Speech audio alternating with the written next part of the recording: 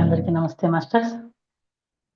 ముందుగా మన గురువు గారైన బ్రహ్మర్షి పితామహ పత్రిజీ గారికి, అలాగే స్వర్ణమాలమ్మ గారికి నా నంతకోటి ఆత్మ ప్రణామాలు. ఈ చక్కటి ప్లాట్ఫామ్ అందించిన మహావతార్ ఫౌండేషన్ టీం మెంబర్స్ అందరికీ నా కృతజ్ఞతలు, ధన్యవాదాలు. ఫ్రెండ్స్, ఎరుక లేకపోవడం ఎలా ఉంటుందో ప్రత్యక్షంగా ఇప్పుడు కనిపించింది. చూసారా? అంటే పిల్లలు వాడుకున్న తర్వాత నేను ఫోన్ చెక్ చేసుకోవాల్సింది. ఎరుక లేకపోవడం వల్ల ఫోన్ చెక్కింగ్ అనేది జరగలే. అంటే ఎరుక అనేది ఎంత అవసరమో మనిషి జీవితంలో అనేది మనకు ప్రతి క్షణము కనిపిస్తూనే ఉంటుంది. ఎరుక తప్పిన జీవితము ఇలాగే ఉంటుందన్నమాట. ఏ పనులు సాగవు, ఏం చేయాలో తెలీదు, ఏం చేయకూడదో తెలీదు, ఏం మాట్లాడాలో తెలీదు, ఏం మాట్లాడకూడదో తెలీదు, ఎంత తినాలో తెలీదు, ఎంత తినకూడదో తెలీదు, ఎంత సంపాదించాలో తెలీదు. అంటే జీవితము మనము సరికాని వేలో తీసుకెళ్తున్నాము. ఆధ్యాత్మికంలో వచ్చిన తర్వాత ఆ ప్రయత్నంలో ఉన్నాం మనం, ఎరుక తెచ్చుకునే ప్రయత్నంలో ఉన్నా ఏదో ఒక సమయంలో అలా ఎరుక కూడా తప్పుతూ ఉంటుంది. అదే మనం గమనించుకోవాల్సింది. బుద్ధుడిని అడిగేవారట జనాలు, కోపంగా ఉండకుండా ఉండాలంటే ఏం చేయాలి? మేము లోభంతో దురాశగా ఉండకుండా ఉండాలంటే ఏం చేయాలి? ఆహారం పట్ల ఎక్కువ వ్యామోహంతో ఉండకుండా ఉండాలంటే ఏం చేయాలి? ప్రతి విషయం పట్ల వాటినే పట్టుకొని వేళ్లాడకుండా ఉండాలంటే ఏం చేయాలి అని అడుగుతుండేవారట జనాలు బుద్ధుడిని. బుద్ధుడు ఒక్కటే చెప్పేవాడు, జాగృతిగా ఉండండి, మీ జీవితంలోకి స్పృహను తెచ్చుకోండి. జనాలు రకరకాల జబ్బులతో, రకరకాల సమస్యలతో సతమతం అవుతూ ఉంటారు. అన్నిటికీ ఒకటే మందు, జాగృతి, జాగృతి, జాగృతి. అంటే ఎన్ని రకాల రోగాలున్నా ఒకటే మందు, జాగృతి. ఇప్పుడు 1000 జనం ఉన్నారనుకోండి, 2000 మంది దాదాపుగా ఉన్నారనుకోండి, 2000 మంది కలలు కంటూ ఉన్నారు. ఆ 2000 మందికి 2000 రకాల కళలు వస్తుంటాయి. ఒకరికి వచ్చిన కళ మరొకరికి అలాగే వస్తుంది అనుకోవడానికి లేదు. రకరకాల కళలు కంటూ ఉంటారు జనాలు. ఈ కళల నుంచి మనం బయటికి రావాలంటే ఏం చేయాలంటే మనం ఏం చెప్తాం? ఎవరైనా ఏం చెప్తారు? నిద్ర మేల్కో అని చెప్తారు. నువ్వు నిద్ర నుంచి బయటికి రా, ఆటోమేటిక్గా కళలు అనేవి ఉండవు అని చెప్తుంటే అన్నిటికీ అన్ని రకాల కళలు కంటున్న, అన్ని రకాల కళలు ఉన్నప్పటికీ, అన్ని రకాల రోగాలు ఉన్నప్పటికీ, అన్ని రకాల సమస్యలు ఉన్నప్పటికీ ఒకటే మందు, జాగృతి కావడము. ఎక్కడి నుంచి వస్తుంది జాగృతి? ఎలా వస్తుంది? మనం ఎరుక తెచ్చుకోవాలంటే మన జీవితంలో ఏం చేయాలి? ధ్యానం మాత్రమే సమాధానం దానికి. ధ్యానం వినా ఎరుక అనేది కలగదు, అవగాహన అనేదే రాదు. అందుకే పత్రిసారి చెప్పేవారు, ఏ సమస్య తీసుకొని పత్రిసారి దగ్గరికి వెళ్ళినా ఆ సమస్య మీరు సార్ ముందు ఉంచితే వెళ్ళి ధ్యానం చేసుకోపో అంటారు. వేరే మరొక మాట చెప్తారా? చెప్పరు. ఏ ప్రాబ్లం ఉన్నా చెప్పండి, ధ్యానం చేసుకోండి, ధ్యానం చేసుకోండి, ధ్యానం, ధ్యానం, ధ్యానం. అంటే ఒక్క ధ్యానం వల్ల మాత్రమే నీవు జాగృతుడు అవుతావు. పత్రిసారిని చూసారా? ఎన్ని రకాల, ఒకే సమయంలో ఎన్ని రకాల విషయాలని వాళ్ళు వింటూ ఉంటారు. ఒకరు తమ అనుభవం చెప్తుంటారు. సార్ ఏదో తింటూ ఉండడమో లేకపోతే చాయ్ తాగుతూ ఉండడమో అలా రిలాక్సింగ్ గా ఉన్నప్పుడు ఒక పక్క సారుకు పాదాలు ఒత్తుతుంటారు, ఒక తల ఒత్తుతుంటారు, ఇంకొకరు వారు ఒక అనుభవం చెప్తుంటారు. ఇంకెవరన్నా రాగానే వారి పేరుతో సహా ఊరితో సహా వాళ్ళని పలకరిస్తుంటారు. ఏం విశేషాలు అంటూ అడుగుతుంటారు. ఎవరో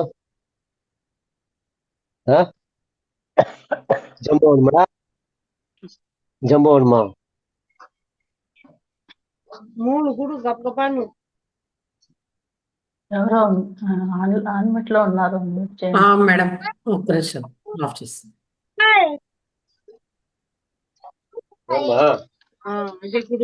వీలైనంత వరకు అందరు కూడా ఎవరు కూడా అన్మిట్ చేసుకోకండి మాస్టర్స్. Okay madam.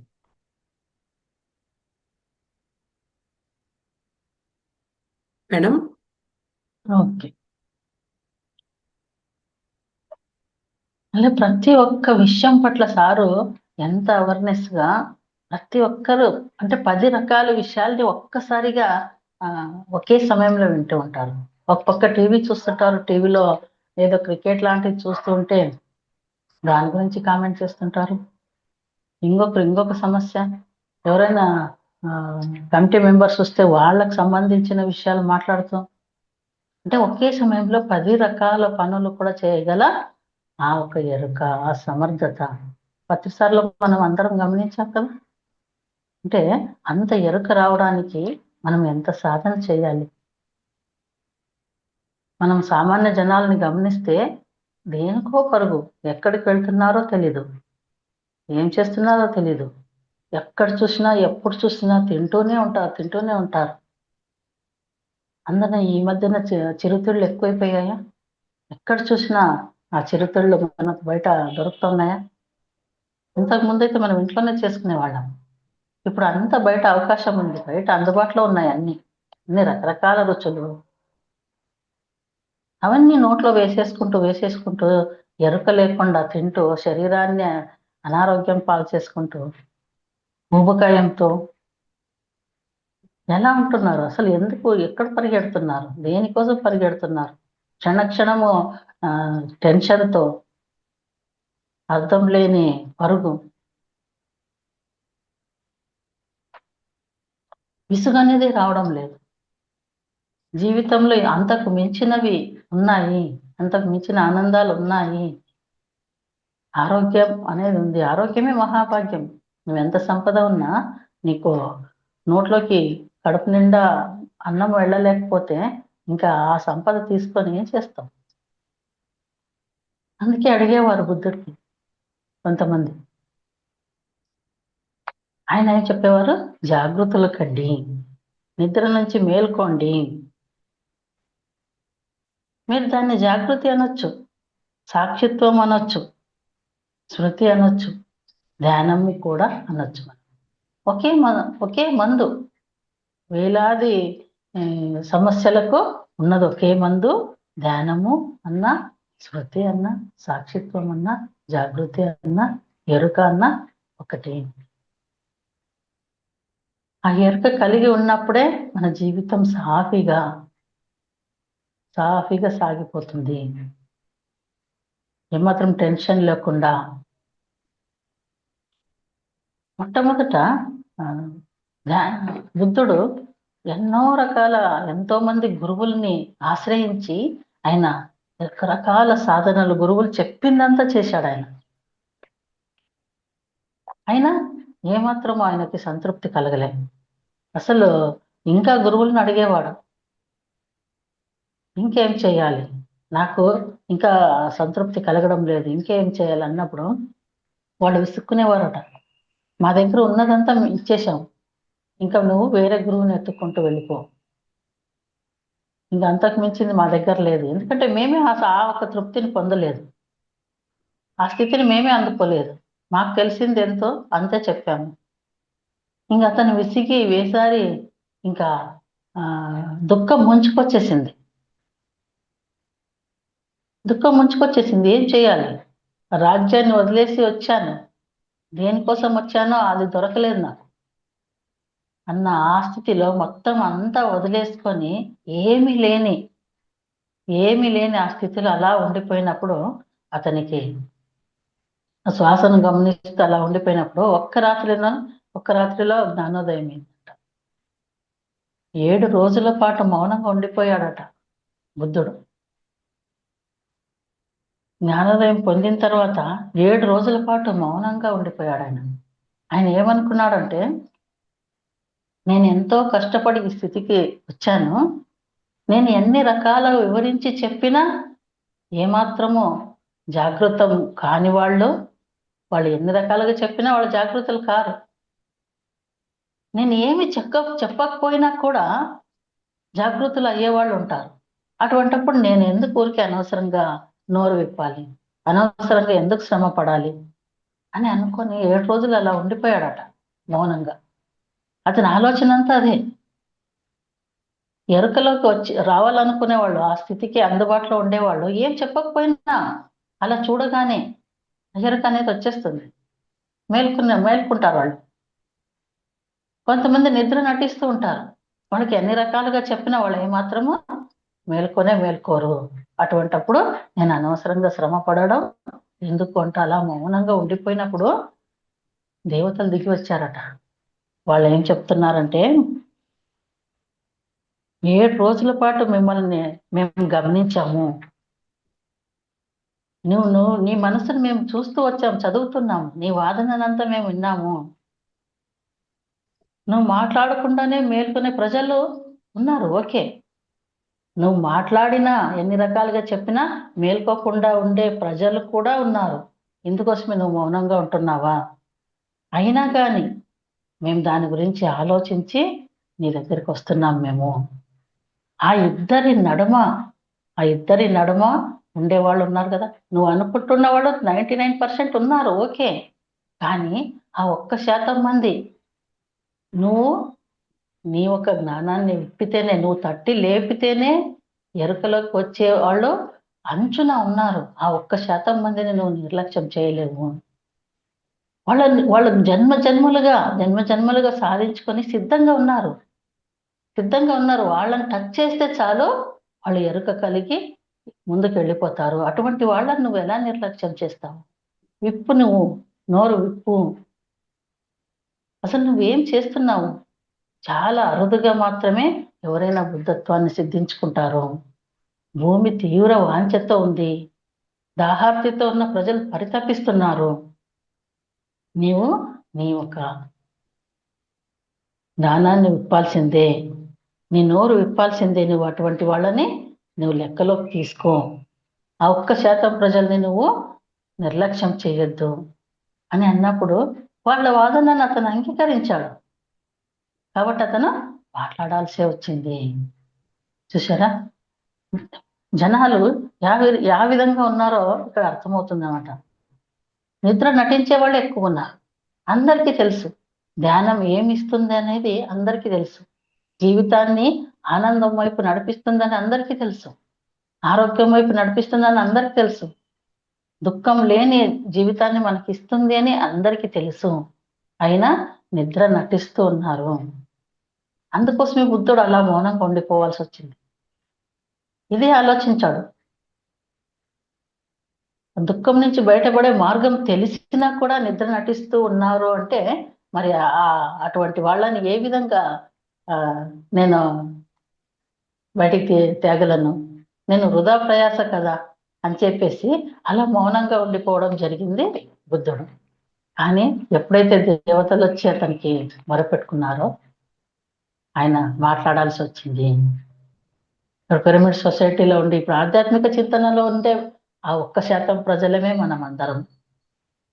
మనమందరం కలిసి ఆ ప్రయత్నంలో ఉన్నాము. బుద్ధుడు ఏ ప్రయత్నం అయితే చేశాడో మన పత్రిసారి మనకు అదే నేర్పాడు. మిగతా సొసైటీలో చూడండి, వాళ్ళ అనుభవాలు కానీ బయటికి చెప్పరు, ప్రచారాలు కానీ లేవు. అంటే బుద్ధుడు 7 రోజులు మౌనంగా ఉన్న స్థితి. మేము ఎన్ని రకాలుగా చెప్పినా మేల్కోకుండా నిద్ర నటిస్తున్న వాళ్ళని మనం ఎన్ని రకాలుగా మనం ప్రయత్నం చేసినా నిద్ర లేవరు. కరెక్టే కదా? నిద్ర లేవాలనుకున్న వారు చెప్పాల్సిన అవసరమే లేదు. వాళ్ళ సమయానికి వాళ్ళు మేల్కొంటారు. కానీ మనం ఏం చేస్తున్నాం, బుద్ధుడిని ఎలాగైతే దేవతలు వచ్చి మన బుద్ధుడికి చెప్పారో, మన పత్రి సార్ మనకు అలా చెప్పారు. మౌనంగా ఉండే సమయం కాదు. నువ్వు ఈరోజు ధ్యానం చేసావా, ఈరోజే వెళ్ళు, ప్రచారం చెయ్యి. ధ్యాన గ్రామీణం ప్రాజెక్ట్లో 100 గ్రామాలు తిరగడం జరిగింది. వెళ్ళడం ప్రతిరోజు 5 గంటలకు వెళ్ళడం, రాత్రి 9, 10 గంటలకు రావడం. దాదాపు ఒక 5-6 వెహికల్ తీసుకొని వెళ్తా ఉంటాం ప్రతిరోజు పల్లెకి. అలా సార్కి ఒకసారి అడగడం జరిగింది, సార్ ఊరికే వెళ్ళి ధ్యానం గురించి చెప్పి ఒక్క పూట ధ్యానం చేయించి వస్తే ఎలా సార్, ఒక సెంటర్ అనేది ఏర్పడితే వాళ్ళు ప్రతిరోజు చేసుకుంటారో పొందాల్సిన లాభాలు పొందుతారు కదా అంటే, సార్ ఏం చెప్పారంటే, ధ్యానం అనే పదం వాళ్ళ చెవిని సోకితే చాలు మేడం. వాళ్ళు సమయం వచ్చినప్పుడు ఆ మనం విత్తనాలు వేస్తున్నాం అంతే. ఆ సమయం వచ్చినప్పుడు మొలకెత్తుతాయి అంతే. మనం ధ్యానం అనే పదం వేసినాం అంతే. ఆ ఒక విత్తనాలు మొలకెత్తంటే దాదాపు 10 సంవత్సరాల తర్వాత, 10 సంవత్సరాలు 15 సంవత్సరాల తర్వాత ఇప్పుడు ప్రతి పల్లెలో పిరమిడ్స్ వస్తున్నాయి.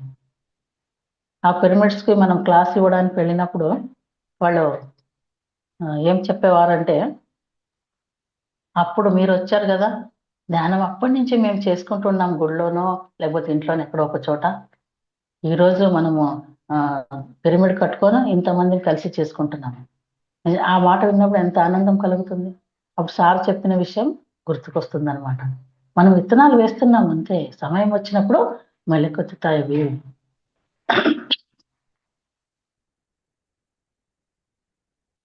ప్రతి ఒక్కరూ ఏ విధంగా ఉంటారంటే 2 రకాల అసాధ్యమైన పనులు చేయడానికి ప్రయత్నం చేస్తుంటారనమాట. ఒకటేమో గతాన్ని దాన్ని సరిచేయాలని చూస్తుంటారు. జరిగిపోయిన దాన్ని తీర్చిదిద్దడం సాధ్యమా? అది కుదిరే పనే? అది అయిపోయింది. జరిగిపోయిన విషయము మళ్ళీ ఏం చేయడానికి రాదది. అది మనం గతం జ్ఞాపకాల్లోకి వెళ్తారే గాని అది వాస్తవమైన గతం కానే కాదు. అది కేవలం జ్ఞాపకం మాత్రమే. ఇది అసాధ్యమైన పని. ఈ ఈ పనులు ఎక్కువగా చేస్తుంటారు. లేదంటే భవిష్యత్తులోకి వెళ్తుంటారు. భవిష్యత్తు గురించి ఆలోచన. మనస్సుపై పెత్తనం చేయాలని చూస్తుంటాడు. ఆ మనస్సే మనిషిని నడిపిస్తూ ఉంటుంది. కానీ ఆ మనస్సుని కంట్రోల్ చేసుకునే విధానము ధ్యానమే. ఆ ధ్యానం గురించి ఆలోచించరు కానీ ఆ మనస్సుని కంట్రోల్ చేసుకోవాలని, ఆ మనస్సుని ఆడించాలని చూస్తారు. కానీ ఆ మనస్సు చేతిలో తామే ఆడుతుంటారు. భవిష్యత్తును నిర్మించాలని చూస్తుంటారు. అది సాధ్యమా? గతము మనము తీర్చిదిద్దలేము. జరిగిపోయిన దాన్నే సరిచేయలేము. జరగాల్సిన దాన్నే, అది ఏం జరుగుతుందో తెలీదు. దాన్ని కూడా మనం ఏం చేయలేము. అది కూడా జరగని పని. మనిషి గతము, భవిష్యత్తు ఈ రెంటి నడుమ తన జీవితాన్ని నడిపించుకుంటుంటాడే కానీ ఈ క్షణాన్ని మర్చిపోతుంటాడు. ఈ అసాధ్యమైన వాటి గురించి ఆలోచిస్తూ ఉంటాడు. ఎప్పుడు గతంలోనైనా ఉంటాడు, భవిష్యత్తులోనైనా ఉంటాడు. భవిష్యత్తును నిర్ధారణకు రావడం జరగని పని కదా. భవిష్యత్తు ఎలా ఉంటుందో ఎవరు చూడొచ్చారు? ఏం జరుగుతుందో ఎవరు చూడొచ్చారు? కానీ ఈ క్షణాన్ని మనము వదిలేసుకుంటున్నాము వ్యర్థంగా. అసలు వర్తమానం ఒకటి ఉందనేదే తెలీదు. ప్రతి క్షణం ప్రతి వ్యక్తి గతంలోనైనా ఉంటాడు, భవిష్యత్తులోనైనా ఉంటాడు. ఈ క్షణం ఆనందంగా ఉండొచ్చు అన్న విషయమే తెలియదు. ఈ వర్తమానాన్ని వదిలేసుకుంటున్నారు. ప్రస్తుత క్షణాన్ని వృధా చేసుకోకండి. అలా గతంలోకి వెనక్కి తిరిగి చూస్తూ కూడా వేస్ట్ చేసుకోవద్దు. అది అయిపోయింది, గతం అయిపోయింది. భవిష్యత్ అనేది అనిశ్చితమైంది. సాక్షిగా ఉండడమే ప్రస్తుతము. ఈ క్షణం ఎలాగ ఉన్నావో అదే భవిష్యత్తును నిర్మిస్తుంది. ఈ క్షణంలో నీవు ఈ స్థితిని అనుభవించావంటే ఈ స్థితిలో ఎలా ఉన్నావు అనేది భవిష్యత్తు తీసుకెళ్తుంది భవిష్యత్తులోకి. అంతేకాని నువ్వు ఈ క్షణాన్ని వదులుకొని గతము భవిష్యత్తు గురించి ఆలోచిస్తూ ఉంటే అది వృధా ప్రయాసని. అది ఏమీ జరగనిది. అది నిర్జీవమైంది. గతం అనేది జీవం లేనిది. సాక్షిగా ఉండడమే సజీవత్వము. గతం అయిపోయింది, అది నిర్జీవమైంది. సాక్షిగా ఉండడం, ఈ క్షణంలో ఉండడమే సజీవత్వము. ఆలోచన రహితమైన అమనస్కమైన స్థితి అది సాక్షిగా ఉండడం అనేది. ఇంకేమి చేయకుండా కేవలం శ్వాసను మాత్రమే, ఆ లోపలికి వచ్చే ఆ శ్వాసను మాత్రమే గమనిస్తూ ఉండండి. ఒక్క శ్వాసను కూడా వదలకుండా, బయటికి వెళ్ళే శ్వాస, లోపలికి వచ్చే శ్వాస, దీన్నే గమనిస్తూ ఉండాలి. అది మాటలతో చెప్పేదే, మాటలతో చెప్పలేదు ఇది. ప్రతి ఒక్క శ్వాసని కూడా మనము గమనిక లేకుండా ఉండకూడదని చెప్తారు. అది మనము గడియారం ఉంటుంది, గడియారము ముళ్ళు తిరుగుతూ ఉంటుంది, పెద్ద ముళ్ళు, చిన్న ముళ్ళు, సెకండ్ ముళ్ళు తిరుగుతూ ఉంటుంది. అలాగే చూడండి, మనము అలా చూస్తూ చూస్తూ చూస్తూ ఉండగా ఒక క్షణం తప్పిపోతుంది. అది ప్రాక్టీస్ చేయాల, ఎరుక బాగా వస్తుంది. ఎరుకను మనం పెంచుకునే విధానం ఎలా అంటే, ఆ గడియారంలో ముళ్ళలు చూస్తూ ఉండాలన్నమాట. సెకండ్ ముళ్ళు ఎంత ఫాస్ట్గా తిరుగుతూ ఉంటుంది, పెద్ద ముళ్ళు కొంచెం తక్కువ తిరుగుతుంది, గంటల ముళ్ళు, చిన్న ముళ్ళు మరీ చాలా స్లోగా ఉంటుంది. అది తిరిగేదే మనకు ఎరుక అనేది ఉండదు, అది తిరిగేదే కనపడదు కూడా. కానీ ఇవి రెండు మనం గమనించవచ్చు కదా. ఆ సెకండ్స్ ముళ్ళు అలా తిరుగుతూ తిరుగుతూ తిరుగుతూ ఉండగా ఒక క్షణం ఎక్కడైనా మీరు ఒక గమనిక జారిపోతుందేమో గమనించాలి. ఎరుక పెంచుకునే విధానము, ఆ టెక్నిక్ కూడా ఇది ఒకటి. అలా ఒక్క శ్వాసను కూడా మనము విడవకుండా గమనించాలి. ఒకవేళ మీరు భౌతికంగా గమనించడం తప్పిపోతే మరణిస్తారని చెప్తారు. అంటే ఓషో ఏం చెప్తారంటే, గమనిక లేకుండా శ్వాసించడం అనేది ఉండకూడదు. ఒక్క శ్వాసను కూడా మీరు వదలొద్దు, మీ గమనిక నుంచి జారిపోనివ్వద్దు అని చెప్తారు. ఈ శ్వాస జాగృతిలో తప్పితే మీరు మీ కేంద్రాన్ని కోల్పోతారు, అంతరంతరాల్లో నిర్జీవమైపోతారు. శ్వాస శరీరం జీవించడానికి చాలా ప్రధానమైంది. శ్వాస జాగృతి లోపలి కేంద్రం జీవించడానికి ఆవశ్యకం. శరీరం జీవించడానికి శ్వాస ఎంత అవసరమో, జాగృతి అనేది శాశ్వతం కావడానికి ఈ శ్వాస అనేది అవసరము. జాగృతి శాశ్వతం, దీనికి మరణం లేదు. ఒకవేళ మీరు నిద్రపోతూ తెలివి తప్పి ఉంటే మళ్ళీ మళ్ళీ పుట్టడం, మళ్ళీ మళ్ళీ చావడం. అంటే ఇక్కడ బుద్ధుడు చెప్పినట్లు నిద్ర నటిస్తూ ఉండడం, తెలివి అనేది లేకుండా, ఎరుక అనేది లేకుండా మీరు ఒక ఎరుక లేని స్థితిలో ఉన్నారంటే, మేల్కోకుండా ఉన్నారంటే, జాగృతి తెచ్చుకోకుండా ఉన్నారంటే జన్మ జన్మలు గడిచిపోతూ ఉంటాయి. పునరపి జననం, పునరపి మరణం, ఇది రిపీట్ అవుతూనే ఉంటుంది. ఎరుక తెచ్చుకునే వరకు, జాగృతులు అయ్యే వరకు ఇది తప్పదు. పునరపి జననం, పునరపి మరణం, జననే జఠరే శయనం, ఈ సంసారే బహుదుస్తారే, పాహి మురారే కృపయా పారే పాహి మురారే. ప్రతి జన్మలు మనము నిద్రపోతూనే ఉన్నాము. మేలుకో అనేది ఎప్పుడు? ఇంకా ఆ మేలుకొల్పు రావాలంటే ధ్యానం కావాల్సిందే. ధ్యానం లేకుండా మేల్కునే సమస్య లేదు. కాబట్టి ధ్యానం అనేది కంపల్సరీ.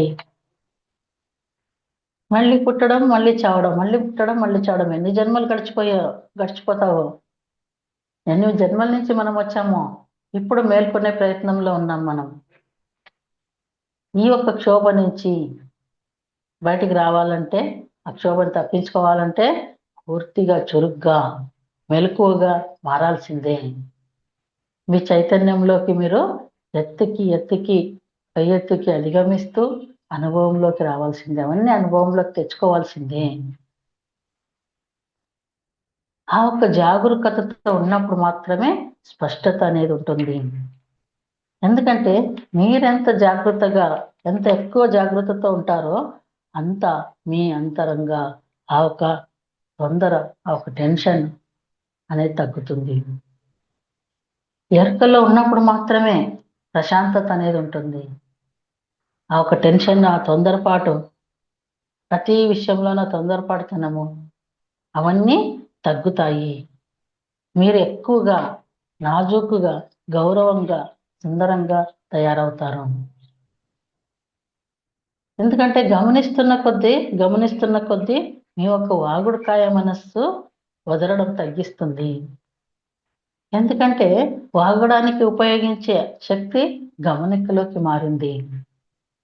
అంతే కదా, ఇప్పుడు గుడ్డివాడు ఉంటాడు, ఆ అతనికి కళ్ళు కనపడవు, కానీ ఆ ఒక్క శక్తి వేరే దానికి ఉపయోగపడుతుంది. ఇప్పుడు చేతులు లేని వాళ్ళు ఇంకొక కాలుతో పెయింట్ వేసే వాళ్ళని కూడా చూసాం మనం. అంటే ఒక పార్ట్‌కి సంబంధించిన ఆ ఎనర్జీ మరొక దానికి ఉపయోగపడుతుంది. ఇక్కడ వదులుతున్న మనస్సు, ఆ వాగుడుకాయ అన్న మనస్సు గమనించడంలోకి మారింది. ఆ యొక్క శక్తి వేరే దానికి ఉపయోగపడుతుంది మనకు.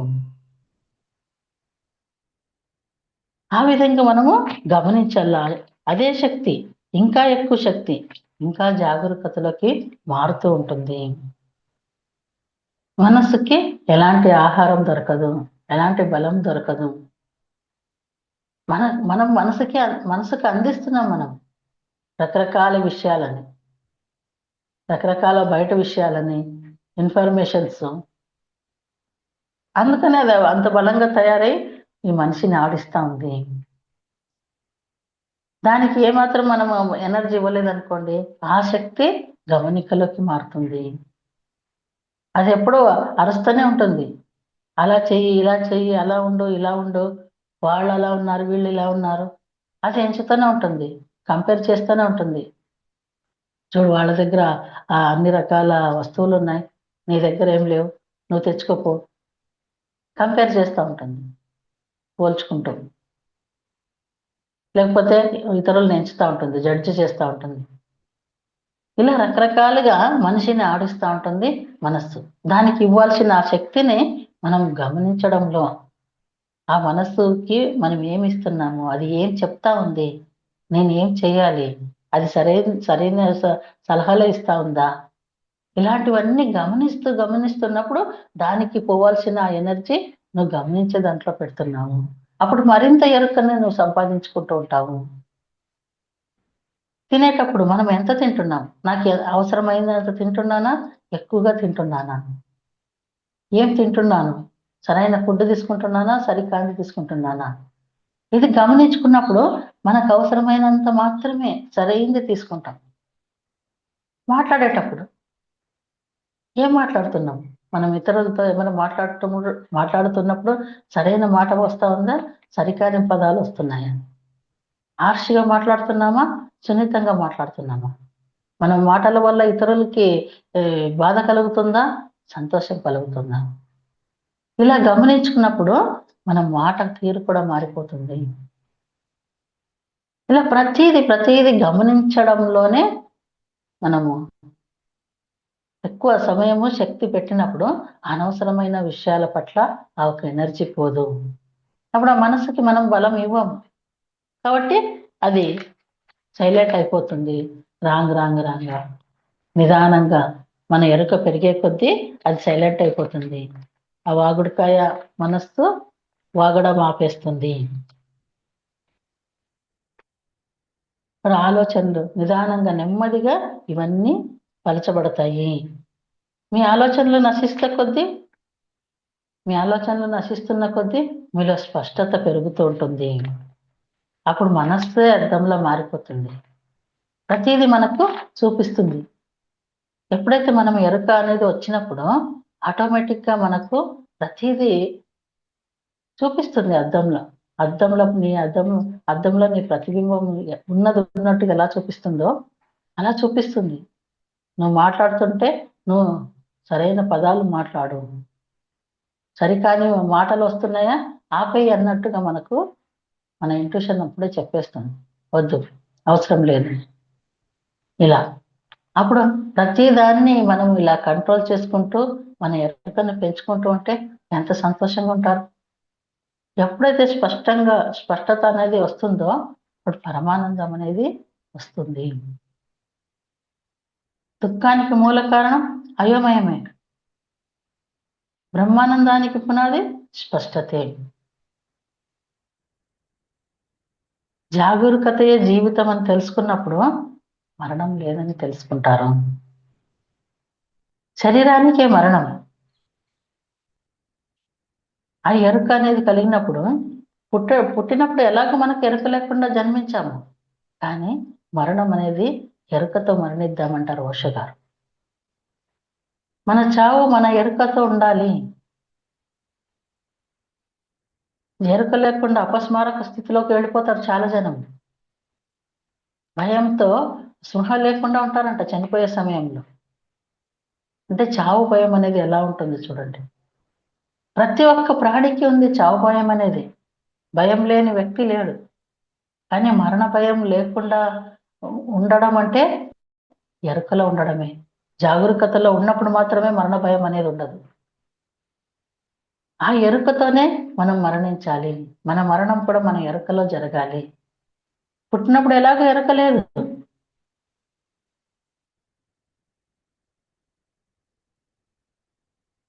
ఎందుకంటే మెలకువ అనేది ఎప్పటికీ నశించదు. ఎప్పటికీ నశించదు. అది మరణం లేనిది. మరణం వచ్చినప్పుడు కూడా మీరు దాన్ని చూస్తారు, గమనిస్తారు, గమనిస్తూ మరణిస్తారు. నిజంగా అద్భుతమే కదా.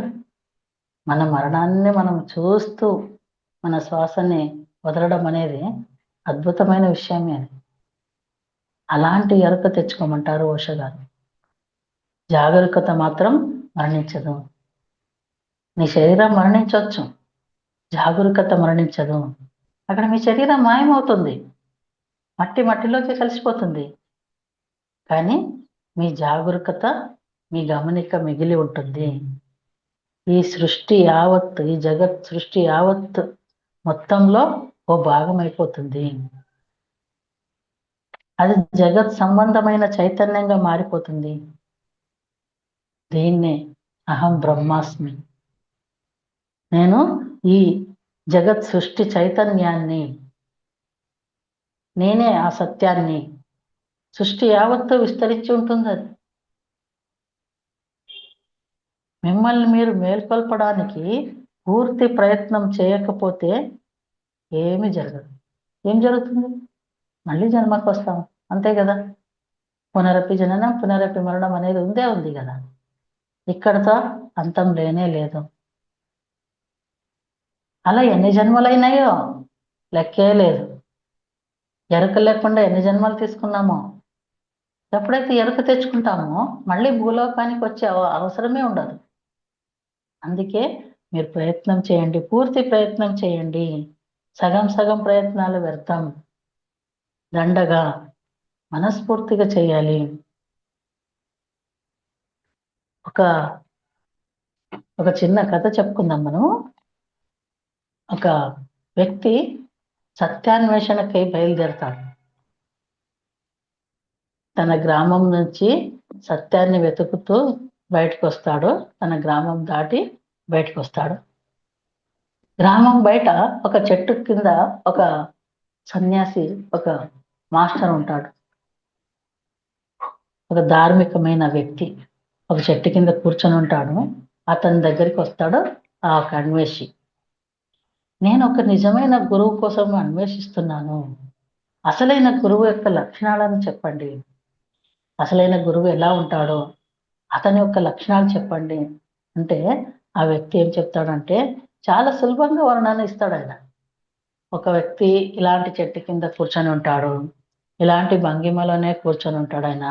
అతని చేతులు అలా అలా అలా సైగలు చేస్తూ ఉంటాయి.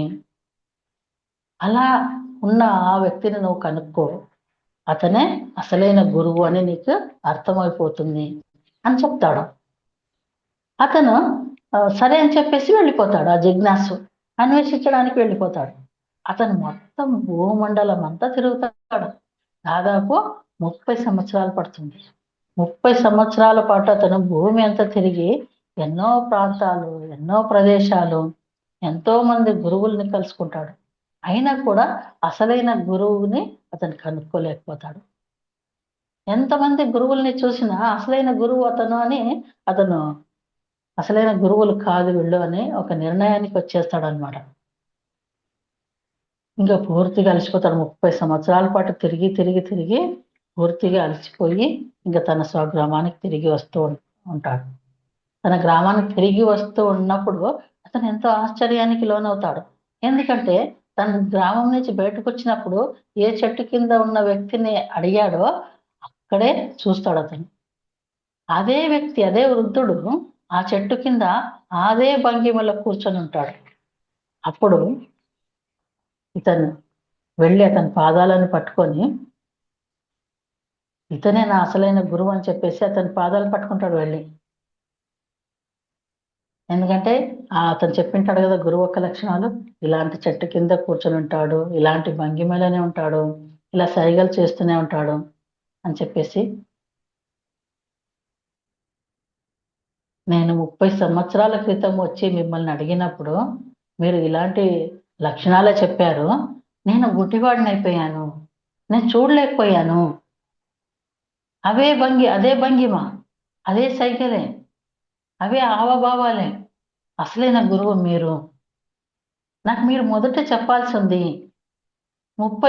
మీ 30 సంవత్సరాలు నన్ను తప్పుదారి పట్టించారు మీరు. అసలైన గురువు మీరే అని నాకు ఎందుకు చెప్పలేదు మీరు అంటాడు ఆ వ్యక్తి. ఈ వృద్ధుడు ఏమంటాడంటే, నేను చెప్పాను నీకు ముందు, కానీ నువ్వు వినడానికి సిద్ధంగా లేవు. ఎక్కడెక్కడో సంచరించకుండా నువ్వు నీ స్వగృహాన్ని నువ్వు చేరుకోలేవు. నువ్వు రాలేకపోయావు, నీ స్వగృహానికి రాలేకపోయావు. నీ స్వగృహానికి రావడానికి నువ్వు 1000 ఇళ్ల తలుపులను తట్టాల్సి వచ్చింది. అంటే వేరే వేరే చోట్ల తిరగాల్సి వచ్చింది. నువ్వు భూమండలం అంతా తిరగాల్సి వచ్చింది. ఎందుకంటే చూడలేని స్థితిలో ఉన్నావు, నువ్వు సిద్ధంగా లేవు. అప్పుడు మాత్రమే 1000 ఇళ్ల తలుపులు తట్టిన తర్వాత మాత్రమే నువ్వు నీ ఇంటికి నువ్వు రాగలిగావు. ఆ రోజే చెప్పాను నేను, ప్రతి ఒక్క విషయాన్ని చెప్పాను కదా. ఇలాంటి చెట్టు ఉంటుంది, ఆ చెట్టు కింద ఇలాంటి భంగిమలోనే కూర్చొని ఉంటాడు, ఇలా సైగలు చేస్తూ ఉంటాడు, నీకు వర్ణించి చెప్పాను. కానీ నువ్వు తొందరలో ఉన్నావు, నువ్వు సరిగ్గా వినలేకపోయావు. నువ్వు అన్వేషించడానికి ఎక్కడికో వెళ్తున్నావే, కానీ నీకు అన్వేషణ అనేదే ముఖ్యమైనది, కానీ సత్యం అంత ప్రధానమైనది కాదు. ఆ సమయంలో వినడానికి సిద్ధంగా లేవు. వెతకాలన్న ఆలోచనే ఉంది, నీకు తొందరే ఉంది, కాబట్టి నువ్వు వెళ్ళిపోయావు. ఎలాగైతేనేమి వచ్చావు కదా. నేను నీకోసం నిరంతరంగా ఈ భంగిమలోనే కూర్చొని ఉండడం నాకు ఎంత ఇబ్బందిగా ఉంటుంది, ఎంతో అలసటను అనుభవిస్తున్నాను. ఎందుకంటే నువ్వు ఈరోజు వస్తావు, రేపు వస్తావు, నా కోసం వస్తావు అని చెప్పేసి నేను ఇలాంటి భంగిమలోనే 30 ఏళ్ళుగా కూర్చొని ఉన్నాను. కానీ నువ్వు 30 ఏళ్ళుగా నువ్వు సంచరిస్తూనే ఉన్నావు. ఈ చెట్టు కింద ఉన్న నా గురించి ఆలోచించు.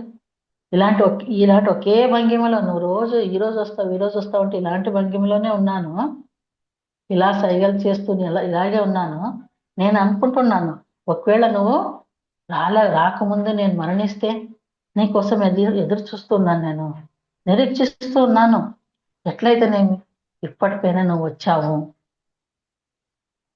నువ్వు సరైన గురువును కనుక్కోవడానికి 30 ఏళ్ల పాటు సంచరించాల్సి వచ్చింది.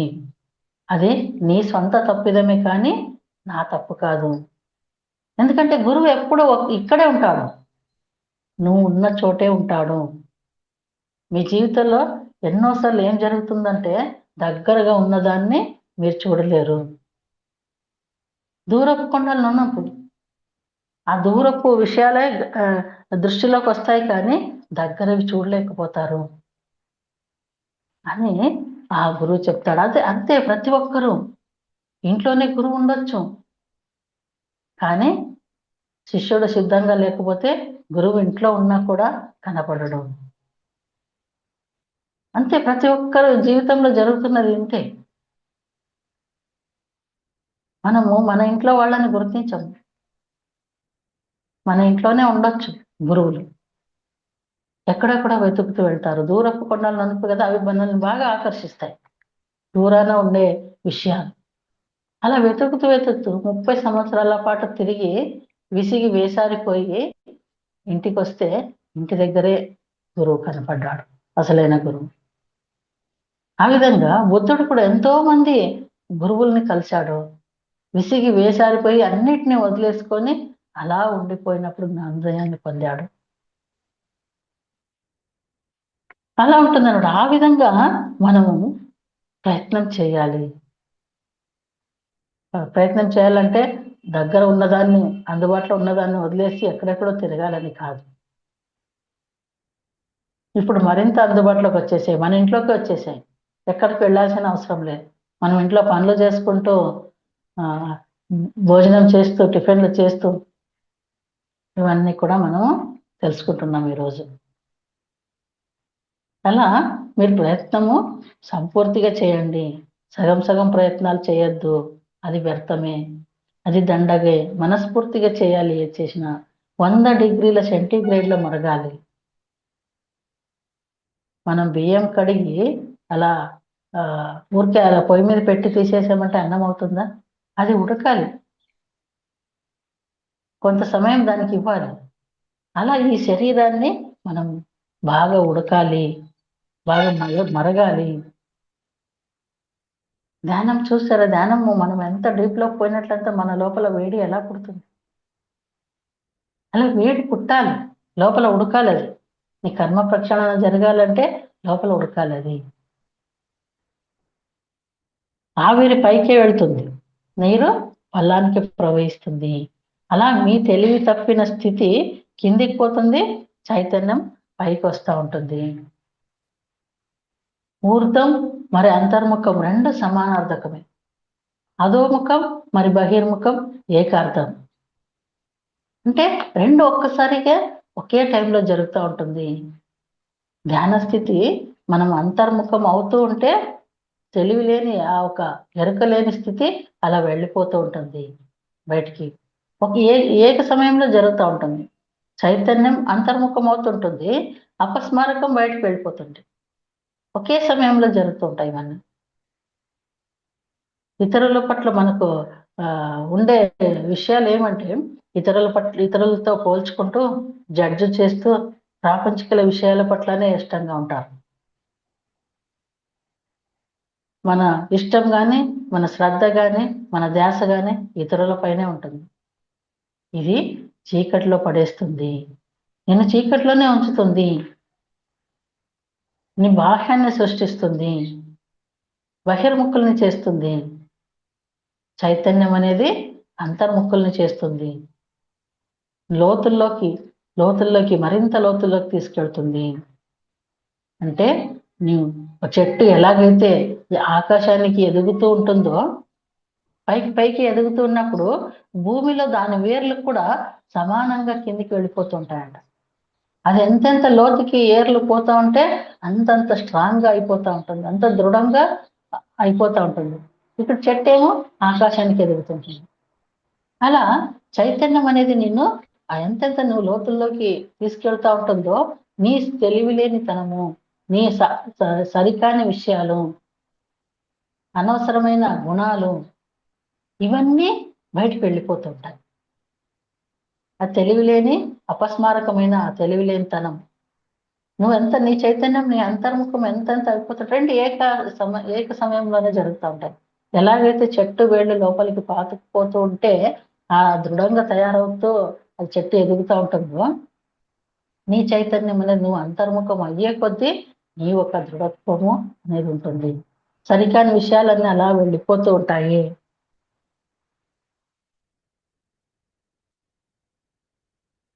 అచ్చం అలాగే చెట్టు ఎలాగైతే దృఢంగా తయారవుతుంటుందో, అచ్చు అలాగే చైతన్యం ఊర్ధ్వానికి పెరుగుతూ మీలోకి వేళ్ళను కిందికి లోతుల్లోకి పంపుతుంది.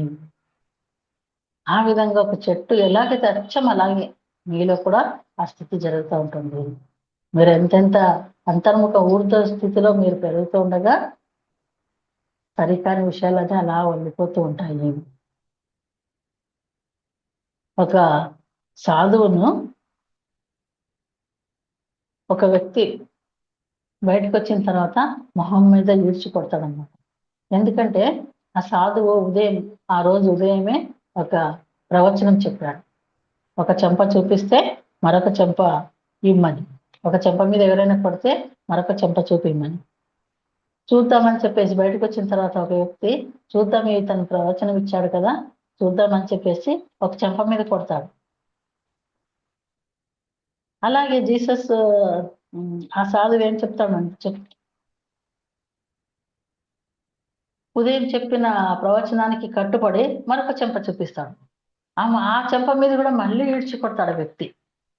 ఆ సాధువు ఇంకా కోపంతో తిరగబడి ఆ వ్యక్తిని కొట్టడం మొదలెడతాడు. ఆ వ్యక్తి ఆశ్చర్యపోతాడు. అసలు నువ్వేం చెప్తున్నావు? ఏం చేస్తున్నావు? నువ్వు పొద్దున ఏం చెప్పినావు? నీ ప్రవచనంలో ఏం చెప్పావు నువ్వు? మరి నువ్వు చేస్తున్నదేమి అని అడుగుతాడు. ఆ సాధువు ఏం చెప్తాడంటే, అవును, కానీ నాకు మూడో చెంప లేదు కదా. జీసస్ ఏం చెప్పాడు? ఒక చెంప చూపిస్తే ఒక చెంప కొడితే ఇంకొక చెంప చూపిమని చెప్పాడు. నాకు మూడో చెంప లేదు కదా. నేను ఒక చెంప మీద కొట్టావు, మరొక చెంప చూపించాను, అక్కడ కూడా కొట్టావు, మరి మూడో చెంప లేదు అంటే అప్పుడు నా ఇష్టమే కదా. జీసస్ అక్కడితో ఆగిపోయాడు. ఇప్పుడు నేను స్వతంత్రుడిని అంటూ తిరుగుబడి కొట్టడం మొదలెట్టాడు. నేనేం కావాలంటే అది చేయగలను ఇప్పుడు. దాని గురించి ఏం చెప్పలేదు జీసస్ అని చెప్తానమాట. జీసస్ విషయంలో కూడా ఇలాంటిది ఒక సంఘటన జరిగింది. ఒకసారి శిష్యుడితో అంటాడు అతను, ఎవరైనా మీ పట్ల ఏమైనా దురుసుగా ప్రవర్తించినా, లేకపోతే ఏమైనా ఇబ్బంది పెట్టి మిమ్మల్ని కష్టాల పాలు చేసినా, ఏదో అలాంటి వ్యక్తిని 7 సార్లు క్షమించు అని చెప్తే శిష్యుడు సరే అంటాడు. అతను సరే అన్న విధానాన్ని బట్టి జీససే కన్ఫ్యూజన్లో పడిపోతాడు. మళ్ళీ చెప్తాడు, సరిగ్గా వినిపించుకున్నాడా లేదా అని చెప్పేసి 77 సార్లు క్షమించు అని చెప్తాడు. ఆ శిష్యుడు కొంచెం కన్ఫ్యూజ్ అయిపోయి సరే అని చెప్తాడు. ఎందుకంటే 77 తర్వాత 78 అంకె కూడా వస్తుంది కదా. అప్పుడు నా ఇష్టము, నేను ఏమైనా చేయగలను. అంకెలు ఆగవు కదా. నువ్వు 7 సార్లు క్షమించినా, 77 సార్లు క్షమించినా తర్వాత జరిగే పరిణామాలకి నేనే స్వతంత్రుడిని కదా, ఏమైనా చేయొచ్చు నేను అని చెప్పేసి ఆ వ్యక్తి అనుకుంటాడను. అంటే ఈ విషయం ఎందుకు చెప్పాల్సి వచ్చిందంటే, జనాలు కూడా ఇలాగే సాకులు వెతుకుతుంటారు, దారి వెతుక్కుంటుంటారు, బయటపడే మార్గాలు వెతుక్కుంటుంటారు. ఈ అనుభవం ప్రతి ఒక్కరికి వచ్చి ఉంటుంది. చాలా మంది జ్ఞాన ప్రచారం చేసేకి వెళ్ళినప్పుడు సాకులు చెప్తుంటారు. నాకు సమయం లేదనో, పిల్లలు ఉన్నారనో, లేకపోతే ఇప్పుడే ఏం అవసరం ఉందనో, మేము ఆనందంగా ఉన్నాం, మేము హ్యాపీగా ఉన్నాం, మాకు ఏం తక్కువ లేదు, ఇలా సాకులు చెప్తుంటారనమాట. ఏదో ఒక ఆ, పెద్ద విషయంలో కూరుకుపోయి ఉన్నట్టుగా. ఈ విధంగా సాకులు వెతుక్కుంటూ ఉంటారు. గుణం అనేది చివరికి పైన పైన మాత్రమే ఉంటుంది. ఇంకా చెప్పాలంటే అబద్ధపు ముసుగులోనే ఉంటారు. అలా మీరు మీ సాధువుల్ని రెచ్చగొట్టి చూడండి, వాళ్ళ వెనక దాగి ఉన్న ఒక జంతువుని చూస్తారు. పైన పైన మాత్రమే అందమైన ప్రశాంతత అనే ముసుగుని వేసింటారు. అది నిజమైంది కాదు. నేను సాధువుని కదా, నేను సన్యాసిని కదా, నేను ఆధ్యాత్మిక మార్గంలో ఉన్నాను కదా అన్న ఒక ముసుగు వేసుకొని ముఖం మీద ప్రశాంతత అన్న ఒక చిరునామాను పెట్టుకొని ఉంటారు. కానీ అంతరంలో ఆ ఒక టెన్షన్, ఆ ఒక కలవరపాటు, కోపము, ఆవేశము అవన్నీ అలాగే ఉంటాయి. వాళ్ళని కదిలించి చూస్తే చూడ్డానికే ప్రశాంతంగా అలా కనిపిస్తుంటారు. ఎంత ప్రశాంతంగా ఉండారో అని అనిపిస్తూ ఉంటుంది. కానీ వాళ్ళని కదిలించి చూస్తే ఒక లోపల ఒక జంతువు బయటపడతాడు అనమాట. ఇలాంటి సంఘటనలు ఎన్నో ఉన్నాయి. నిజమైన మార్పు ఎక్కడి నుంచి వస్తుందంటే మీ అంతరాత్మ కేంద్రం ద్వారానే వస్తుంది, బయట బయట కాదు. పరిధి ద్వారా మాత్రం కాదు. గుణం పరిధికి రంగు పూస్తుంది. చైతన్యం కేంద్రం యొక్క రూపాంతరం అది. ఆ చైతన్యం మాత్రమే నిన్ను రూపాంతరీకరణ చేస్తుంది. నీ లోపల నుంచి, నీ ఒక మూలం నుంచి నీలో మార్పు తెస్తుంది. రూపాంతరం చెందుతావు.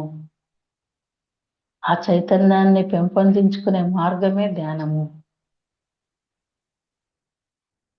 ధ్యానం నువ్వు ఎంతెంత చేస్తావో నీలో చైతన్యం పెరుగుతూ ఉంటుంది, ఎరుక పెరుగుతూ ఉంటుంది, నీలో మార్పు అనేది సహజంగా జరిగిపోతూ ఉంటుంది.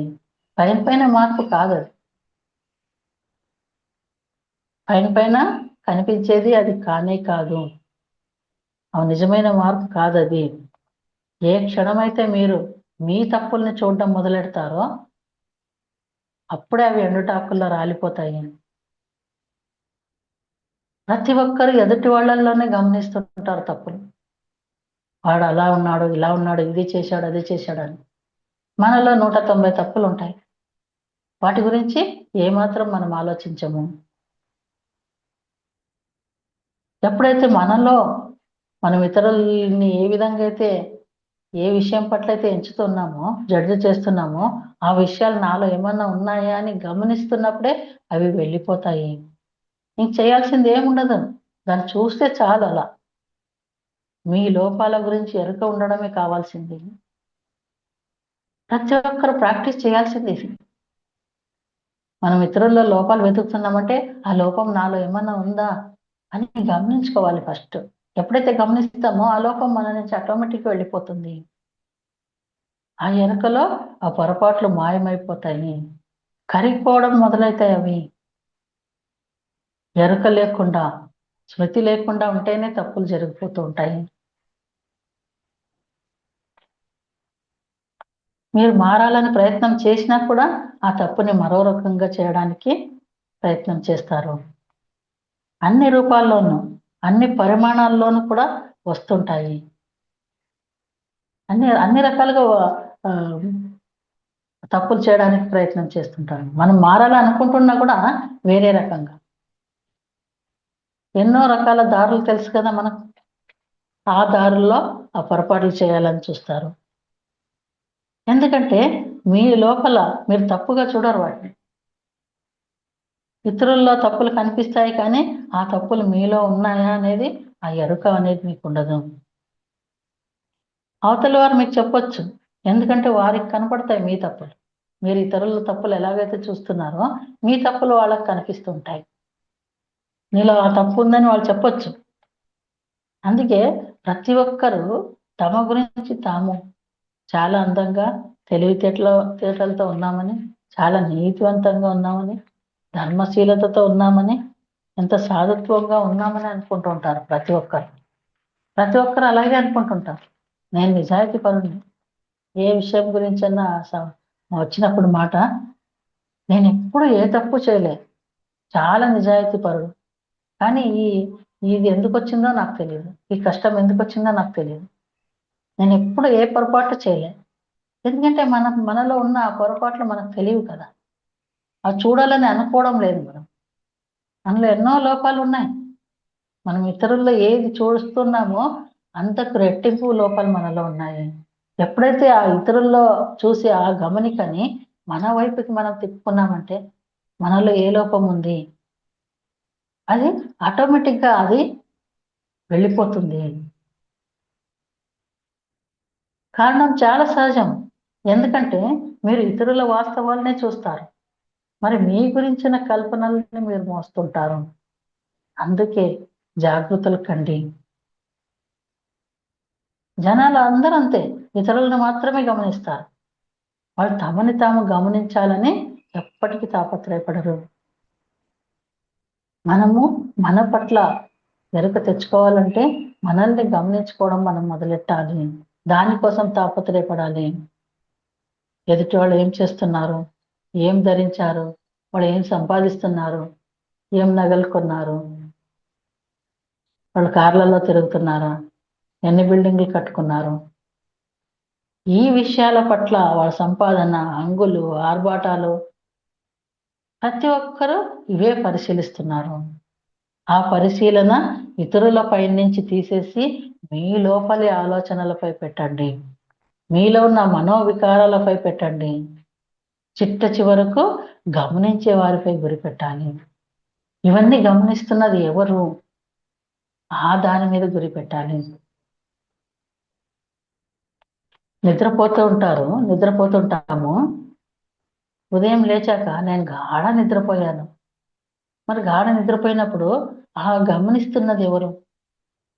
నువ్వు గాఢ నిద్రపోయావు అని అనుకుంటున్నావు. మరి ఆ నిద్రని చూసిందెవరు? ఉదయం లేచాక అబ్బా! కలవరపాటుగా ఉండింది. అసలు సరిగ్గా నిద్రపోలేకపోయాను అని చెప్తున్నావు. మరి దాన్ని గమనించింది ఎవరు? నిన్ను గమనిస్తున్నది ఎవరు? ఇతరుల్ని గమనిస్తున్నది ఎవరు? లోపల ఉండి, నీ లోపల ఉండి గమనిస్తున్న ఏదైతే ఉందో దాని మీద గమనిక పెట్టండి. గమనించే వారిపై గమనిక పెట్టండి. అక్కడ గురి పెట్టాలి. సాక్షితత్వమే ప్రస్తుతం సాక్షిగా ఉంటే అక్కడ అహంకారం అనేది లేదు. ఆ చూస్తున్న సాక్షిగా చూస్తున్నది ఎవరు? అదేమి జడ్జి చేయకుండా, ఏమి మాట్లాడకుండా అలా చూస్తూ ఉంటుంది, అలా గమనిస్తూ ఉంటుంది, సాక్షిగా ఉంటుంది. ఆ సాక్షి మీద మీరు గురి పెట్టండి. ఆ గమనించే తత్వం మీద మీరు పెట్టండి. అక్కడ నువ్వు సాక్షిగా ఉన్నావంటే అక్కడ అహంకారమే లేదు. మీరు భాషను అధిగమించినప్పుడు మాత్రమే అది వస్తుంది. అన్నిటికీ భాషయే ఆటంకం. ఈ భాష అనేది మరొకరితో వ్యవహరించడానికి అవసరం, మీతో మీరు ఉండడానికి భాష అవసరం లేదు. మానవుడు భాష ద్వారానే ఒక సంఘాన్ని, ఒక ప్రపంచాన్ని సృష్టించగలిగాడు. కానీ తనను తాను మర్చిపోయాడు. కాబట్టి మనము ఎరుక తెచ్చుకోవాలంటే గమనించడం మొదలెట్టాలి. ఇతరుల పట్ల ఉన్న ఆ ఒక ధ్యాసను, ఆ గమనికను మన వైపు తిప్పుకోవాలి. మనలో ఉన్న లోపాలను సరిచేసుకునే విధానము ఇదే. మనం మాట్లాడే మాట మీద ధ్యాస పెట్టాలి, తినే తిండి మీద ధ్యాస పెట్టాలి, మన వ్యవహార శైలి మీద ధ్యాస పెట్టాలి. దాన్ని గమనించాలి. మొట్టమొదటిగా మన విషయాలను గమనించుకుంటూ ఉన్నామంటే ఆటోమేటిక్గా ఆ ఒక ఈ సాక్షితత్వం అనేది వస్తుంది, జాగృతి అనేది వస్తుంది, ఎరుక అనేది వస్తుంది. ఇవన్నీ తెచ్చుకోవాలంటే ధ్యానమే. ఈ ధ్యానం ద్వారానే ఈ ఎరుక అనేది వస్తుంది. అప్పుడే జీవితము ఆనందంగా ఉంటుంది అని చెప్పేసి ఈ అద్భుతమైన ఎరుకని ఎరుకపరిచిన పోషగారికి, ఈ అద్భుతమైన మార్గాన్ని మనకు అందించిన పత్రిజీ గారికి మనం కృతజ్ఞతలు చెప్పుకుంటూ థ్యాంక్ యూ. థ్యాంక్ యూ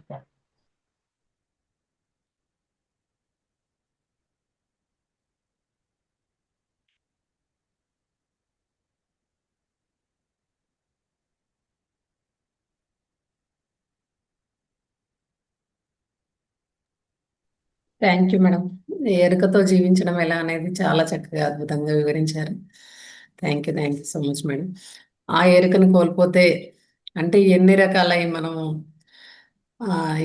ఇబ్బందులు అంటే మన జీవితంలో కానీ ఆత్మజ్ఞానం అనేది కూడా పొందలేకపోతాము అనేది కూడా చాలా చక్కగా వివరించినారు మేడం. ఎవరైనా ఒక 5 నిమిషాలు క్వశ్చన్ అండ్ ఆన్సర్స్ ఉంటాయి మేడం. మాస్టర్స్, మేడం క్లాస్ ఎలా చెప్పారు, లేదు ఎరుకతో జీవించడంలో మీరేం నేర్చుకున్నారు, ఏ పాయింట్ పట్టుకున్నారు అనేది కూడా, ఏమైనా డౌట్ ఉన్నా కూడా క్లాస్ చెప్పిన దాంట్లో కూడా అడగచ్చు. అందరికి అన్మిట్ ఆప్షన్ ఉంది, ఒకరి తర్వాత ఒకరు అడగచ్చు. మాస్టర్స్ లక్ష్మీపతి సార్ చెప్పండి సార్. మేడం చాలా బాగా చెప్పారు మేడం. ఏదన్నా ఎట్లా చేయాలనేది కూడా జీవితంలో ఎట్లా ముందుకు పోవాలనేది బాగా తెలియజేశారు. చాలా బాగుంది మేడం. మనము ఏది పట్టించుకోకూడదు, అన్నీ అట్లా ఉండాలన్నట్టు చాలా బాగుంది మేడం. క్లాస్ అయితే బాగా ఎక్సలెంట్గా ఉంది madam. Thank you madam. Thank you very much. Thank you sir. Thank you. Subhashini madam మాట్లాడండి మేడం. మేడం నమస్తే మేడం. ఎరుకతో నమస్తే జీవించడం చాలా చక్కగా చెప్పారు మేడం. అసలు ఆ మనం నిజంగా లైఫ్ లో జరిగేదే, మన మాట అనేది మనం ఎరుకతో మాట్లాడకపోవడం వల్ల ఎదుటి వాళ్ళు చాలా, అదే సామెత కూడా ఉంది కదా మేడం, కాలు జారిన తీసుకుంటాం, నోరు జారిన తీసుకోలేము అన్నట్టు. ఆ మాట ఎదుటి వాళ్ళని ఇబ్బంది పెట్టకుండా మాట్లాడడం అనేది కరెక్ట్ మేడం. అది అసలు బాగా చెప్పారు madam. Thank you. Thank you. Masters ఇంకా ఎవరైనా మాట్లాడితే కనుక మాట్లాడచ్చు. అంటే మేడం ఇప్పుడు 3 సార్లు ఉపేక్షించమంటారు, 4 సార్లు ఉపేక్షించమంటారు, కానీ ఒక చెంప చూపిస్తే ఇంకో చెంప మీద కొట్టమంటారు అన్నారు కదా. అంటే సరే అప్పటికి తను అలాగే ఉన్నాడు, కాకపోతే ఇంకో చెంప చూపించడానికి అంటే ఇంకా మూడోసారిగే. కానీ ఇంకా మనము ధ్యానంలో అంటే 3 సార్లు దాకా కూడా ఉపేక్షించి 4గోసారి ఎదురు తిరుగుతాము. ఐదోసారి ఏం చేసేది లేదు. ఇంకా క్షమించడమే మేడం. బాగా చెప్పినారు మేడం. అయితే మనలో అంటే ఎప్పుడు ఎదుటి వాళ్ళనే వాళ్ళ తప్పులే వెతకడం కాకుండా మన తప్పులు మనం కూడా వెతుకున్నట్టయితే ఎప్పటికప్పుడు మనల్ని మనం సరి చేసుకుంటూ ఉంటాం. వాళ్ళని సరి చేయలేము. బయటి వాళ్ళని ఎవ్వరిని కూడా ఇప్పుడు మనల్ని తప్ప ఇంకొకరిని మన ఇంట్లో వ్యక్తిని కూడా సరి చేయలేం గానీ మనల్ని మనమైతే సరి చేసుకుంటాంగా మేడం. అద్భుతంగా ఉంది. చేసుకోవాల్సిందే అది. అవును మేడం. మాట మీద గూడా ధ్యాస లేకుండా మాట్లాడితే అవతలి వాళ్ళు బాధపడడమే గాదు, మాట ఎన్నో రకాల ఇబ్బందుల్ని గూడా తెచ్చిపెడుతూ ఉందది. తిట్టింది అదే మాట, అద్భుతంగా వాళ్ళకి ప్రేమగా మాట్లాడింది అదే మాట మేడం. వాళ్ళకి మన ద్వారా ఏమన్నా నెగిటివ్ మాటలు వెళ్ళి అంటే వాళ్ళకి లైఫ్ లాంగ్ గుర్తుండిపోతాయి మేడం. అసలు ఎవరైనా అవును. వాళ్ళు మనల్ని అన్నా మనం ఎదుటి వాళ్ళని అన్నా వాళ్ళకి ఇంకా జీవితాంతం ఆ మాటలు అలాగా గుర్తుండిపోతాయి. అవును. అందుకోసమే మౌనమే ప్రధానం అంటారు కదా. మౌనంగా ఉన్నామంటే మౌనంలోనే ఎన్నో తెలిసిపోతాయి, ఎన్నో అర్థాలు. మన కోపాలు తెలుస్తాయి, సంతోషాలు తెలుస్తాయి. మనము మౌనంగా ఉన్నామంటే ఎన్నో మాటలు మనం చెప్తాం మౌనం ద్వారానే. ఇంకోటేంటంటే ధ్యానం చేస్తున్నామని ధ్యానంలో కూర్చొని గూడా శ్వాసని గమనించకుండా అంటే మనం ఆలోచన రహిత స్థితికి చేరకుండా గూడా ఆ ఎరుకలో లేనప్పుడు గూడా అది గూడా అంటే కూర్చుంటాం అక్కడ మన శరీరం ఉంటుంది, అంతా ఉంటుంది గానీ మనసు పనిచేస్తూ ఉంది. అది కంటిన్యూ ఆలోచనలు అవి వస్తూ ఉంటాయి గాబట్టి అప్పుడు గూడా అప్పుడు ఎరుక లేకుంటే గూడా ధ్యానం చేసింది గూడా వృధానే అవుతుంది గదా మేడం. అవును, అదే మీరు వృధానే అవుతుంది. స్టార్టింగ్‌లో చెప్పింది అదే చెప్పారు. కాకపోతే ఏంటంటే, ఇలా ఉన్నప్పుడు ఏంటంటే, కొంచెం ఆసనం కొన్ని రోజులు కూర్చోంగా మెల్లి మెల్లిగా వాళ్ళకి తెలియకుండానే ఇంకా ఆ శ్వాసని గమనించడం మొదలుపెట్టి ఆహ్, ధ్యానం అనేది జరుగుతూ ఉంది. మొదట్లో ఎరుక ఉండదు. శరీరం పట్లనే ఉంటుంది ఎరుక. అది అవును. నిదానంగా ఆలోచనలు విపరీతంగా వస్తూ ఉంటాయి. మనం మొట్టమొదట స్కూలుకి చేర్చినప్పుడు పిల్లలు ఎలాగైతే ఏడుస్తారో, మనం వాళ్ళ భవిష్యత్తు దృష్ట్యా అట్లాగే తీసుకెళ్తాం కదా! ఆ విధంగా మనం అలవాటు చేస్తాం. ఫస్ట్ కూర్చోవడము, ఆలోచనల్ని గమనిస్తూ ఉంటే కూడా తగ్గిపోతాయి. అదే ప్రాక్టీసే మేడం దేనికైనా ప్రాక్టీసే. హ్మ్. ఇప్పుడు హ్మ్. మీరన్నారు గడియారం చూడమని. గడియారం అనే గాదు ప్రకృతిలో గూడా ఇప్పుడు ఒక చెట్టుని చూసినామనుకోండి దానికి ఆ కాడలెలా ఉన్నాయి, ఆకులెలా ఉన్నాయి, ఆ కొమ్మలెలా ఉన్నాయి, మొత్తము ఆ చెట్టెలా ఉంది అని దాన్నే గమనిస్తూ ఉన్నామనుకోండి నిజంగా వేరే ఆలోచన చేయలేము. అంటే అక్కడ మనము ఇంద్రియ నిగ్రహం అనేది ఇంద్రియాలు పని జేయకుండా ఇప్పుడు దేని మీద ధ్యాస లేకుండా అయిపోతుంటుంది. ఇంకొక వీడియో ఒక గంట చూడాలా? అబ్బో! ఇది చూడలేను, నేను వినలేను. ఇంత టైం నేను పెట్టలేను. షార్ట్స్ అయితే ఏముంది ఒకసారి ఇట్లా స్క్రోల్ చేస్తూ ఉంటే వన్ బై వన్ అది గంట అయితుందో, 2 గంటలు అయితుందో తెలియకుండా పోతుంటది మేడం. అట్లా హ్మ్. ఇలా ప్రాక్టీస్ చేసినట్టయితే గనక ఇప్పుడు ఒక పాట వింటున్నాము, చూస్తున్నాం, వింటున్నాం 2 చేస్తున్నాం ఒకేసారి. అట్లా 5 ఇంద్రియాలని కూడా పనిచేసేటట్టు. ఇప్పుడు ప్రకృతిలో ఉన్నాము, నిలబడ్డాము. అక్కడ ప్రకృతిని చూస్తున్నాము. ఆ గాలి ఏదైతే ఉందో దాన్ని అంటే ఆస్వాదించగలుగుతూ ఉన్నాము. అలాగే అక్కడ శబ్దాలు వినగలుగుతున్నాము. అంటే ఇట్లా ఎట్ ఏ టైమ్ 5 రకాలు గూడా చెయ్యొచ్చనమాట. స్పర్శ గూడా ఇప్పుడు నేలను తాకుతున్నాయి కాళ్ళు. అక్కడ స్పర్శ చేస్తున్నాం గదా! అలా. అదే మేడం. మీరు చెప్పిన దాంట్లో నేను ఇలా చెప్పాలనుకున్నాను. Correct madam. కరెక్ట్. ఇప్పుడు పంచభూతాలు మనము అనుభవిస్తున్నాం. ఆ అవును. గాలి స్పర్శిస్తా ఉంది. మన కళ్ళు చూస్తున్నాయి. శబ్దాలు గ్రహిస్తున్నాయి. మన మనస్సు అనుభూతి చెందుతా ఉంది. అన్నిటిని మనం ఎంజాయ్ చేస్తున్నాం. ప్రకృతినంతా ఎంజాయ్ చేస్తున్నాం. అంటే 5 రకాలుగా మనము తెచ్చుకుంటున్నామనమాట. అవును మేడం. అందుకే నేను ప్రతిసారి ఎగ్జాంపుల్ ఇచ్చినాను. ప్రతిసారి ఒక్కసారిగా 10 రకాల పనులు చేయగలుగుతూ ఉంటారనమాట. అవును. అది చూసాం గదా మనందరము. చాలా అద్భుతంగా వివరించినారు మేడం. ఈరోజైతే ఎరుకతో జీవించడం ఎలా అనేది ప్రతి క్షణము గతంలో గాని, భవిష్యత్తులో గాని కాకుండా వర్తమానంలో ఇప్పుడు మనం చెప్పుకున్నాము ప్రకృతి గురించి. అంటే అక్కడ ఏంది మనం వర్తమానంలోనే ఉన్నాం. కానీ హ్మ్. నార్మల్‌గా ఇంట్లో ఉన్నప్పుడు ఇంకా ఈ ఇప్పుడు ఈ వంట చేస్తున్నామనుకోండి, ఈ ఆలోచన అనేది తిరుగుతూనే ఉంటుంది కాబట్టి, ఆ వంట చేస్తూనే ఉంటాం. ఏదో అలా నడుస్తూ ఉంది గానీ ఈ ఆలోచనలనే ఆలోచిస్తుంటాం. అంటే అక్కడే మనం ఆ శ్రద్ధ అనేది పెట్టమనమాట అలా. అంటే ఏ పనిలో అయినా గూడా. అంటే ప్రమాదాలు జరగడము ఇలాంటివి గూడా డ్రైవింగ్‌లో చేస్తూ గూడా వాళ్ళు ఎన్నో రకాల ఆలోచనలు చెయ్యడము, ఆ ఎరుకలో లేకపోవడము అలా. అంటే ప్రతి క్షణం ఎరుకలో ఉంటే బావుంటుంది మేడం. గతాన్ని ఎలాగో మార్చలేము. భవిష్యత్తుని గూడా మనం సృష్టించలేము. వర్తమానంలో ఉంటే ఏది చేయాలో అది కరెక్ట్‌గా శ్రద్ధతో చేసినట్టయితే గనక దానివల్ల వచ్చే ఫలితం వస్తుందిగా మేడం. ఎస్. బాగా చెప్పినారు madam. Thank you so much. ఈరోజు ఎరుక గురించి అందరికీ చాలా చక్కగా అర్థమైంది. Thank you madam. మాస్టర్స్ అందరూ గూడా మేడంకి ఒకసారి గట్టిగా ధన్యవాదాలు చెప్పండి. మేడం మీకు మహావతార్ ఫౌండేషన్ నుంచి మా అందరి తరపు నుంచి శతకోటి కృతజ్ఞతలు మేడం. ఇంత చక్కటి జ్ఞానాన్ని మా అందరికి అందించినందుకు. Thank you so much. Thank you masters. Dayana sir మాట్లాడతారా? అన్మ్యూట్ చేసుకున్నారు. నమస్తే మేడం. నమస్తే సార్. ఎరక గురించి బాగా చెప్పారు మేడం. క్లాసు బాగా చెప్పారు madam. Thank you madam. Thank you sir.